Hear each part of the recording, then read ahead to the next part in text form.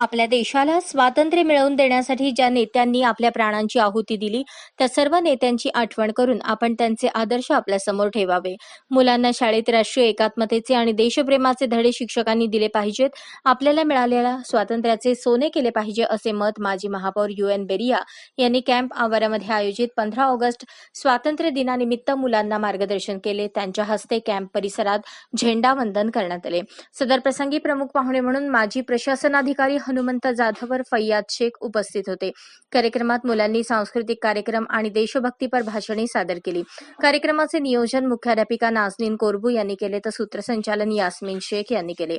कार्यक्रमास कॅम्प परिसरातील सर्व शाळेचे मुख्याध्यापक, शिक्षक, विद्यार्थी व पालक बहुसंख्येने उपस्थित होते. 15 ऑगस्ट स्वातंत्र्य दिनानिमित्त सर्व मुलांना लाडू वाटप करण्यात आले. कार्यक्रमाचे आभार उमेसलाम पठाण यांनी केले. अशाच नवनवीन अपडेटसाठी जनता राज्य न्यूज चॅनलला सबस्क्राईब करा, लाईक करा आणि शेअर करायला विसरू नका. अशाच नवनवीन अपडेटसाठी जनता राज्य न्यूज चॅनलला सबस्क्राईब करा, लाईक करा आणि शेअर करायला विसरू नका.